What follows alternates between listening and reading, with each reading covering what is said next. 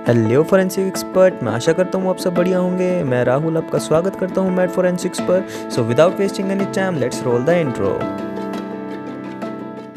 तो आज हम बात करने जा रहे हैं अपना introduction to anthropology and forensic anthropometry. जिस वीडियो में हम बात करेंगे एंथ्रोपोलॉजी, उसकी फील्ड्स के बारे में, फोरेंसिक एंथ्रोपोलॉजी के बारे में और एंथ्रोपोमेट्री के बारे में। अगर आप इस चैनल पर नए हैं तो प्लीज़ इस चैनल को सब्सक्राइब कर लो और इस वीडियो को एक लाइक कर दो ताकि आप इस चैनल की वीडियोज़ को मिस ना करो, क्योंकि मैं इस चैनल पर बनाता हूँ सबसे बेस्ट कंटेंट फोरेंसिक साइंस का, जिसमें मैं आपको basic of fingerprints, basic of forensic science, DNA के बारे में, इंस्ट्रूमेंटेशन के बारे में, अब तो एंथ्रोपोलॉजी भी मैं स्टार्ट कर रहा हूँ। तो अगर आपको मिस नहीं करना तो प्लीज़ इस चैनल को सब्सक्राइब कर लो। तो चलो आज बिना किसी देरी के इस वीडियो को स्टार्ट करते हैं। तो सबसे पहले जो हमारे कंटेंट है वो देख लेते हैं हम आज पढ़ने क्या-क्या वाले हैं। जैसे कि इंट्रोडक्शन टू एंथ्रोपोलॉजी, एंथ्रोपोलॉजी को जानेंगे और उसकी फील्ड्स को जानेंगे, ठीक है? उसके बाद हम फोरेंसिक एंथ्रोपोलॉजी को जानेंगे कि वो क्या चीज़ होती है और उसकी फील्ड्स क्या-क्या होती हैं। उसके बाद हम थोड़ा-सा फोरेंसिक एंथ्रोपोमेट्री के बारे में भी जानेंगे और इसके बाद अगली जो वीडियोज़ आएँगे उनमें आपको क्रेनियोमेट्री, ओस्टियोमेट्री इन सब के बारे में डिटेल में पढ़ाऊँगा। तो अब हम देख लेते हैं कि एंथ्रोपोलॉजी क्या होती है, क्योंकि हमें बेसिक पता होना चाहिए ना जिस चीज़ के बारे में हम पढ़ रहे हैं वो होती क्या है। तो सबसे पहले एंथ्रोलॉजी जो होती है ना वो स्टडी ऑफ ह्यूमन होती है। ज़्यादातर लोग इसको कंफ्यूज करते हैं कि एंथ्रोपोलॉजी सिर्फ बोन्स की स्टडी होती है। नहीं, एंथ्रोपोज से बना है ये, जो कि ग्रीक वर्ड है।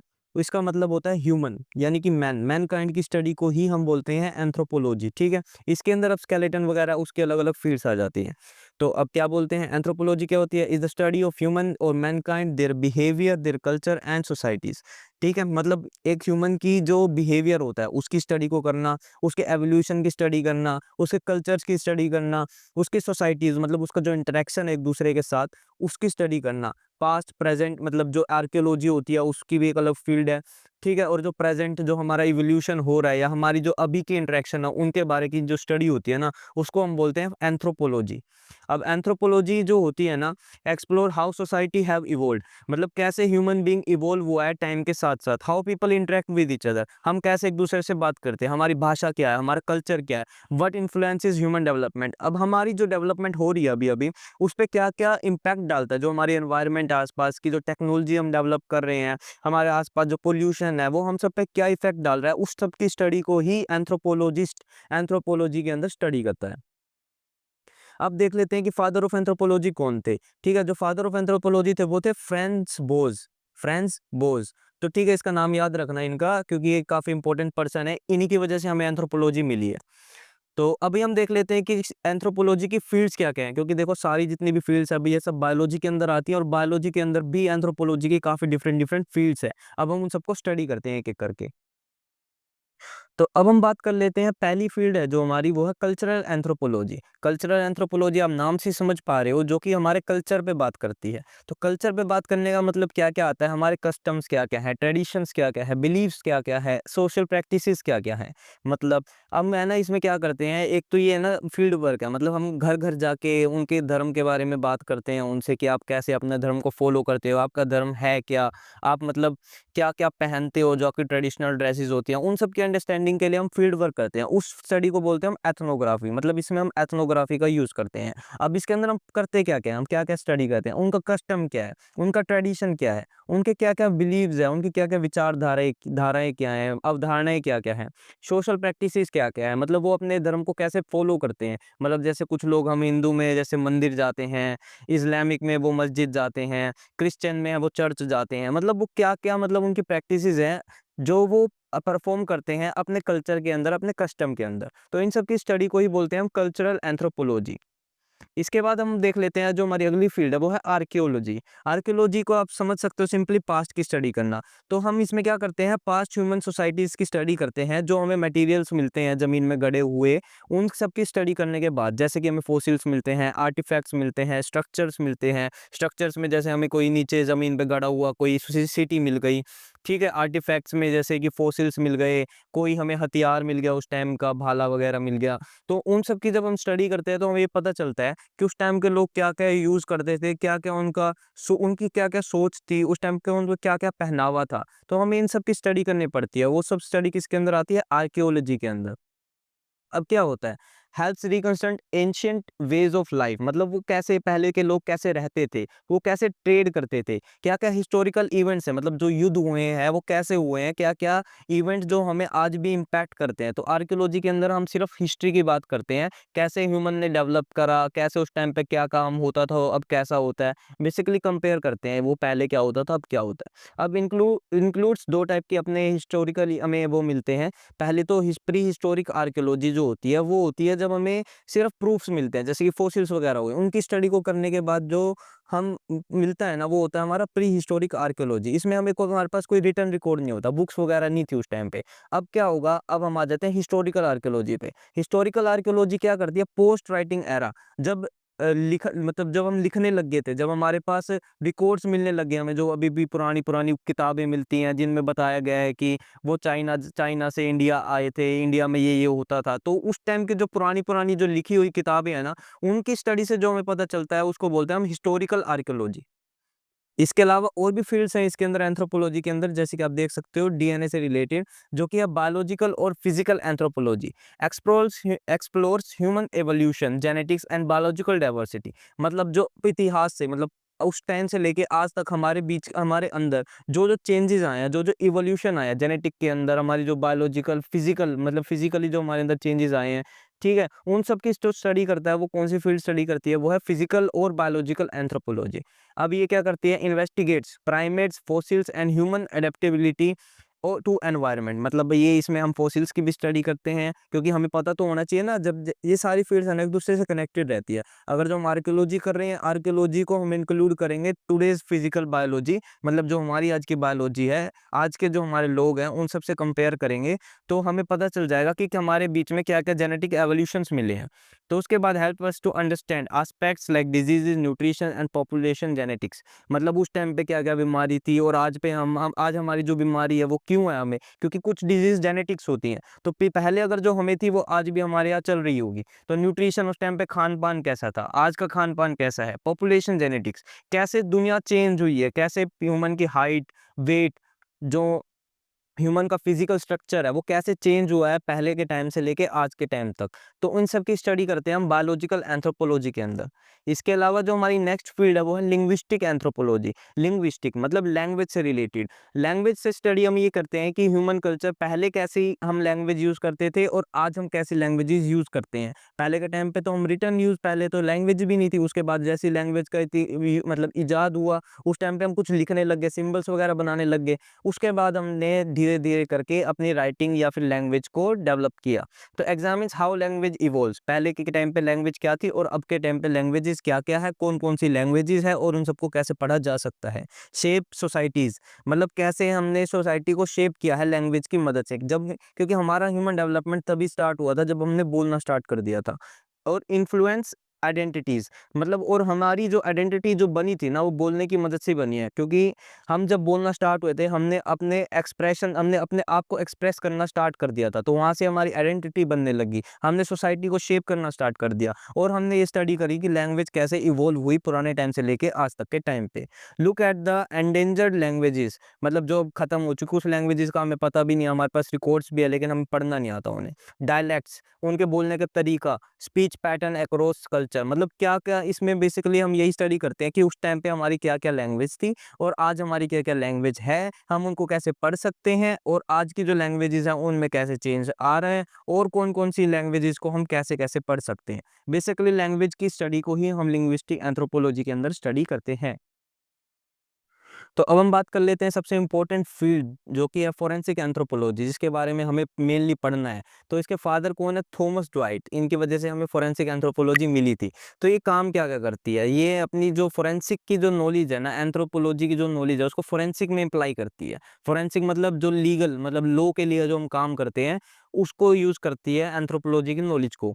तो अभी हम इसे करेंगे क्या-क्या, जो एंथ्रोपोलॉजी है मोस्टली काम आती है हमारे मास डिज़ास्टर के केसेज़ में और क्रिमिनल केसेस में। क्रिमिनल केसेस में कैसे आती है? जैसे स्केलेटन वगैरह हमें कोई मिल गया ज़मीन में पड़ा हुआ, तो हमें आइडेंटिफ़ाई करना पड़ेगा कि वो है क्या? आप देख सकते हो जैसे हमें क्या-क्या आइडेंटिफ़ाई करना है, cause of death, determine identity, age, sex, ठीक है? इन सबको स्टेचर, इन सबको हम आइडेंटिफ़ाई करते हैं, मतलब जैसे कि कॉज़ ऑफ डेथ वो कैसे मरा हुआ, उसके बॉडी स्केलेटन के ऊपर कोई निशान है या नहीं है, ठीक है? उसकी एज क्या होगी, अप्रॉक्सिमेट एज हम बता सकते हैं उसके दाँतों की स्टडी करके या फिर और भी स्कल वगैरह को स्टडी करके, सूचर्स वगैरह की स्टडी। तो सेक्स बता सकते हैं हम, मेल, फीमेल, पेल्विस से बता सकते हैं, स्कल से बता सकते हैं एंड अदर क्रूशियल डिटेल जैसे कि सूचर, उसकी हाइट कितनी रही होगी, इन सब के बारे में हम जानते हैं एंथ्रोपोलॉजी मतलब फोरेंसिक एंथ्रोपोलॉजी के अंदर। इसके अंदर भी अब डिफरेंट फील्ड्स आती है, एंथ्रोपोमेट्री आती है, आर्कियोलॉजी आती है और हिस्टोरिकल्स भी हमें जैसे कुछ मिल गया, जैसे कोई पुरानी हमें हड्डी मिल गई, हमें पता करना है कि वो किसकी हो सकती है, किस पर्सन की हो सकती है, कितनी पुरानी होगी, तो वहाँ पे भी हम उसको फोरेंसिक के अंदर ही काउंट करते हैं क्योंकि फोरेंसिकली ही इंपॉर्टेंट है वो चीज़। तो ठीक है, इसके अंदर हम डिफरेंट फील्ड्स होती है वो हम अगली स्लाइड में पढ़ेंगे। तो अब हम देख लेते हैं इसकी जो सबसे पहली फील्ड है, जो इम्पोर्टेंट फील्ड है वो फोरेंसिक टैपोनॉमी। इसमें हम किस चीज़ की स्टडी करते हैं? Examine postmortem changes in human remains, मतलब जो मर गया ना पर्सन, उसके बाद जो उसकी बॉडी में चेंजेस आ रहे हैं ना, उनकी स्टडी को करते हैं हम फोरेंसिक टैपोनॉमी के अंदर। टैपोनॉमी में बेसिकली हम क्या-क्या स्टडी करते हैं कि वो कैसे मरा, मतलब मरने के बाद जैसे कि आपने कुछ स्टेजेस होते हैं मरने के बाद, जैसे एल्गोर मोर्टिस, पैलोर मोर्टिस, लिबोर मोर्टिस, सपोनिफिकेशन, मम्मिफिकेशन और मतलब ये अलग-अलग टाइप के होते हैं। उसके बाद स्केलेटनाइज़ेशन, ये आपने डिफरेंट फोरेंसिक मेडिसिन के अंदर पढ़े होंगे, वरना नहीं भी पढ़े हो तो कोई नहीं, मैं आप धीरे-धीरे इन सब पे भी वीडियोज़ बनाऊँगा। इसमें हम एनालाइज़ करते हैं डिकम्पोज़िशन को, कैसे बॉडी डिकम्पोज़ कर रही है, कौन-कौन सी स्टेजेस के थ्रू जा रही है, एनवायरमेंटल इफ़ेक्ट्स, उसके जो डिकम्पोज़िशन पे क्या-क्या इफ़ेक्ट पड़ रहे हैं एनवायरनमेंट के, गर्मी है, सर्दी में है तो स्लो हो जाएगी डिकम्पोज़िशन, गर्मी है तो फ़ास्ट हो जाएगी। अगर जो कहीं सूखे में पड़ी है, मतलब बिल्कुल जो एनवायरनमेंट है वो ड्राई है, ठीक है? ड्राई और मॉइस्चर एनवायरनमेंट का भी बहुत फ़र्क पड़ता है। बरियल कंडीशन क्या-क्या है, मतलब पत्थर पे पड़ा है, कहीं मिट्टी आस-पास है, जंगल के अंदर है, वहाँ पे पड़ा है। तो उन सब का भी काफ़ी ज़्यादा इम्पैक्ट पड़ता है किसी भी बॉडी को डिकम्पोज़ करने में। उसके बाद हम आ जाते हैं फोरेंसिक ओडोंटोलॉजी, ये भी एक एंथ्रोपोलॉजी का ही पार्ट है जिसमें हम सिर्फ़ डेंटल एविडेंस को देखते हैं। तो डेंटल एग्ज़ामिनेशन करते हैं, दाँतों की ही एग्ज़ामिनेशन करते हैं हम, किस लिए? पर्सनल आइडेंटिफ़िकेशन के लिए भी और उसकी ऐज वग़ैरह बताने के लिए भी, क्योंकि हम है ना दाँतों की मदद से सबसे बढ़िया तरीके से ऐज बता सकते हैं कि उस पर्सन की ऐज क्या होगी। तो वो आगे हम फोरेंसिक ओडोंटोलॉजी वाली वीडियो में पढ़ेंगे इसी प्लेलिस्ट के अंदर। Used in cases where remain very heavily decomposed body, क्योंकि हमारी जो इनेमल होती है ना वो काफ़ी ज़्यादा स्ट्रॉन्ग होती है। हमारी बेशक सब कुछ गल जाए लेकिन इनेमल है ना सबसे ज़्यादा लेट गलती है। तो इस वजह से हमारा जो ओडोंटोलॉजिकल एविडेंस होगा ना वो काफ़ी हमारे लिए इम्पोर्टेंट हो जाता है किसी भी स्टडी करने के लिए। उसके बाद हमारे पास आती है फोरेंसिक आर्कियोलॉजी। अब इसमें क्या होता है, जैसे कुछ हमारे को मिल गए पुराने गड़े हुए मुर्दे मिल गए, पुराने टाइम के बहुत ज़्यादा। तो हमें ये पता करना पड़ता है कि वो उस ऐज के हैं भी, मतलब उस टाइम पीरियड के वो है भी या नहीं है। तो forensic archaeology technique to crime investigation, मतलब आर्कियोलॉजी की जो टेक्निक्स होती हैं, उनको ही हम क्राइम सीन पे मतलब यानी कि फोरेंसिक में अप्लाई करेंगे।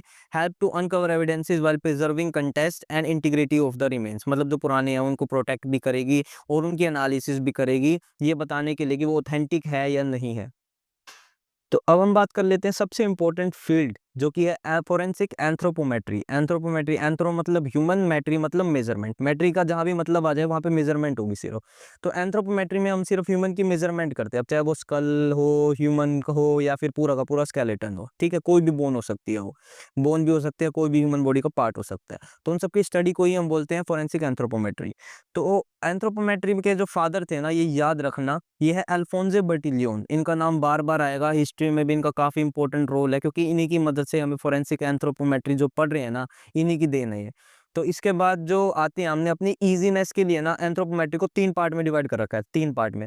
तो सबसे पहले जो आती है सोमैटोमेट्री, क्रेनियोमेट्री एंड ओस्टियोमेट्री, ठीक है? इन सबको हम एक-एक करके पढ़ते हैं कि इन सब में होता क्या-क्या है। तो एंथ्रोपोमेट्री के अंदर सबसे पहली जो फील्ड थी वो है सोमैटोमेट्री। सोमा मतलब लिविंग, मेट्री मतलब मेजरमेंट। लिविंग बॉडी की जब हम मेजरमेंट करते हैं उसको बोलते हैं हम somatometry, focuses on measuring the living human body, ठीक है? तो मतलब जो ह्यूमन लिविंग है ना उसकी जो मेजरमेंट करेंगे वो आ जाएगी सोमैटोमेट्री में। जैसे उसकी हाइट कितनी है, उसका वेट कितना हो जाएगा, उसका मतलब आर्म लेंथ कितनी है, ठीक है?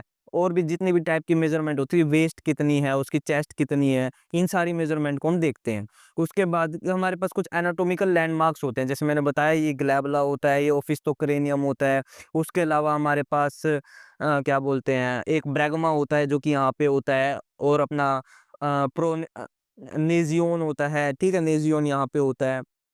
डिफरेंट डिफरेंट पॉइंट्स होते हैं, उनको हम क्रेनियोमेट्री के वाले पॉइंट में बात करेंगे।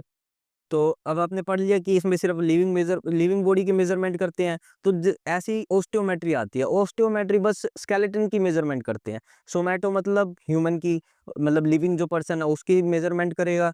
ओस्टियो मतलब बोन्स की, ओस्टियो मतलब बोन्स, ठीक है। तो बोन्स की जो मेजरमेंट कर रहे हैं ना हम, वो करेंगे हम ओस्टियोमेट्री के अंदर। जैसे कि हमें स्केलेटन मिल गया, स्कल मिल गया, क्रेनियम मिल गया। तो स्केलेटन और जो हमारा स्कल होता है ना, स्कल में से अगर हम मैंडिबल वाला पार्ट रिमूव कर दो ना, तो हमारे पास क्रेनियम बचता है। तो अब हम क्रेनियोमेट्री पढ़ते हैं। तो क्रेनियम की जो मेजरमेंट करते हैं, मतलब अब बताया ना मैंने आपको अभी कि जो वो ये मैंडिबल पार्ट है स्कल में से अलग कर दिए, तो क्रेनियम बच जाएगा हमारे पास। तो इस क्रेनियम को जो हम स्टडी करते हैं, मेजरमेंट करते हैं, उसको बोलते हैं हम क्रेनियोमेट्री। ये भी काफ़ी इंपॉर्टेंट फील्ड है। इससे हमें पता चल जाता है कि मेल फीमेल को है। हमारे पास कुछ इंडेक्सेस होते हैं, हमारे पास रेशोज़ होती हैं, उन सबको कंपेयर करके हम ये बता सकते हैं, ये मेल होगा, फीमेल होगा, या फिर हमारे पास और भी काफ़ी सारे पैरामीटर्स होते हैं, ठीक है? तो आज के लिए बस इतना ही। अगर आपको ये वीडियो पसंद आई हो तो प्लीज़ इस वीडियो को एक लाइक कर दो, चैनल को सब्सक्राइब कर दो और इस वीडियो को शेयर करो अपने दोस्तों के साथ, ताकि कुछ वो भी नल्ले पढ़ सकें। तो और आपको भी मज़ा आए इस वीडियो को देखने में। अगर आपको मज़ा आया हो तो प्लीज़ सीरियसली इस वीडियो को एक लाइक कर देना। ऐसी वीडियोज़ बनाने में बहुत टाइम लगता है। तो अगर आपने इस वीडियो को पूरा देखा है, चैनल को सब्सक्राइब करा है, तो प्लीज़ थैंक यू, आरिगातो गोज़ाइमास। मिलते हैं आपसे अगली वीडियो में।